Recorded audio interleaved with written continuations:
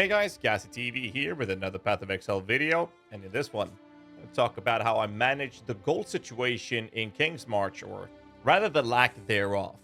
But before we dive into the video, I want to ask that if you find yourself enjoying this video, do hit the like button, subscribe for more content. We're like this close to 100,000 subscribers. It's pretty cool.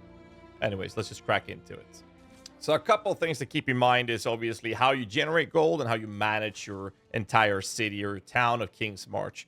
So the first thing I want to point out is actually the shipping, which can drop some pretty juicy rewards in general. You can get a couple of divines if you do that. So what I do with the shipment is to keep basically one of them like this. I have this one with a little bit lower efficiency on the actual sailors rather than going maxed out, you know, big dick swinging.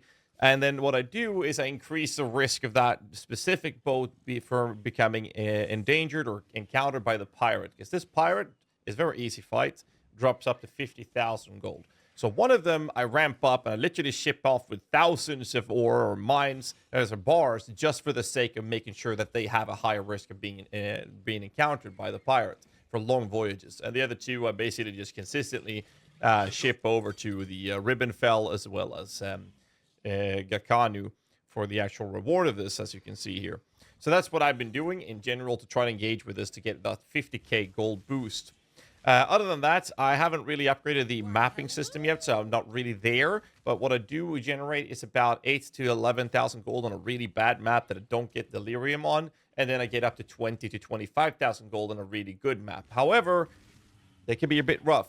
So low budget builds would not really have a good time with it, but I'm going to talk about the Atlas tree and show you what it is I've done. Essentially, you want to focus on the explicit map modifiers. This means you want to be very careful with what maps you're running because it's going to be very, very rough. Even if you have one that is kind of sketchy, that modifier is just going to skyrocket. And then you want to pick up all of these nodes here, the increased effective explicit modifiers. I'm currently testing a thing out where I didn't take these two because I was getting a little bit low sustain of maps in general. So you want to pick up all of these explicit modifiers that scales them to further increase the efficiency of this. And the second thing you want to go for is increase the quantity that you're getting. And that's why this circle here in the middle is very important to increase the amount of gold that you're actually getting when you're playing. So essentially, you want to do this on tier 16 maps. You don't need to do any scarabs, no map modifiers from the actual map device. I'm just alking and going and having a blast doing so. So the idea is to get as many monsters as possible that can drop gold. So what we've done here... Shut up, Tujin. I'm trying to talk. We've added, obviously, I don't like the red altars, so I'm going for blue altars. So increasing their pack size is actually very good. That is gold-dropping monsters. Delirium is ridiculously good, and that's the part that can be a bit rough for when it comes to the lower budget builds. So if you're struggling, just skip the Delirium approach, and you can instead go for things like the Breach and even strong boxes.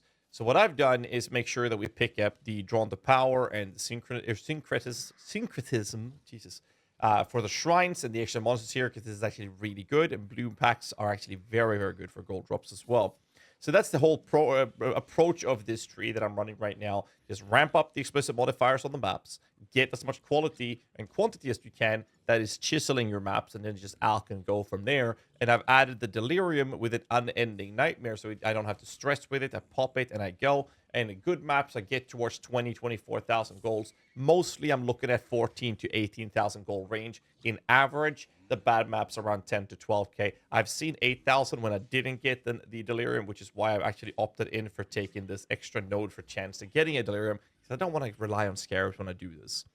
So the other problem I see in general is map drops by default. I have quite a few of the map dropping modifiers on the actual tree, as you can see. We have quite a few of these. So the only thing I can think of is to add more of these nodes here, but I don't want to do that. I'd rather just smack in Carter Scarabs or even bind the maps if I have to, because the idea is to just keep spamming the maps and just ramp through that as hard and as fast as you can. So again, lower budgets might not want to do the deli. You look at breaches or strong boxes, for example, twice tempted or getting them to pop twice and whatnot.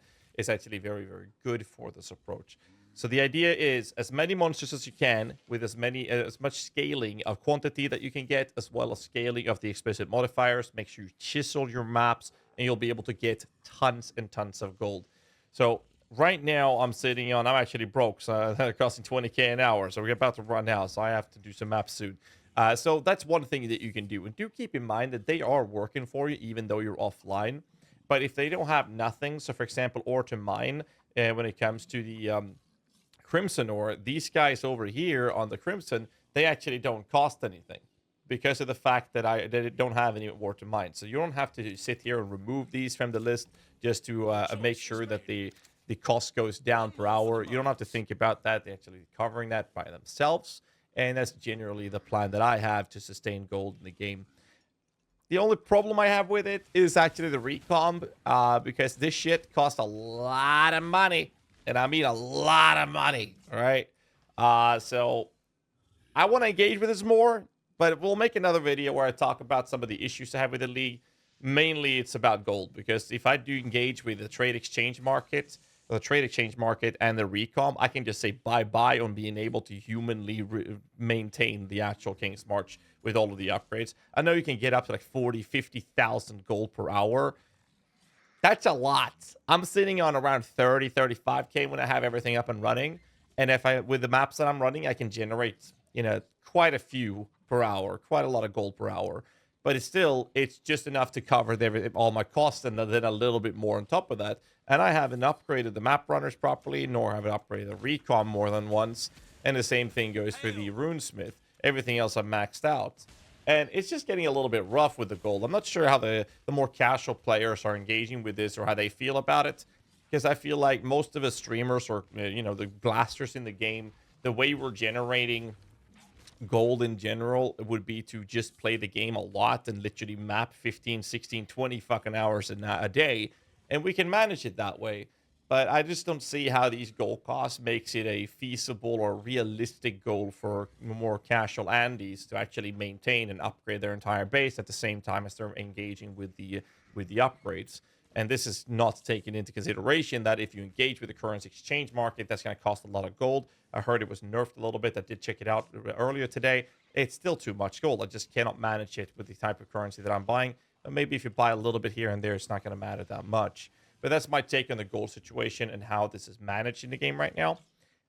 I'm kind of happy with the mechanic. I actually find this league to be one of the best I've ever played, if not the best. So I'm very happy with it, but it's not perfect. It's, nothing's perfect. So these are my feedbacks on how I manage, feedback and my take on how I manage gold with the King's March mechanic. Hope you guys found it useful. If you liked the video, hit the like button, subscribe for more content, and I will catch you guys in the next one.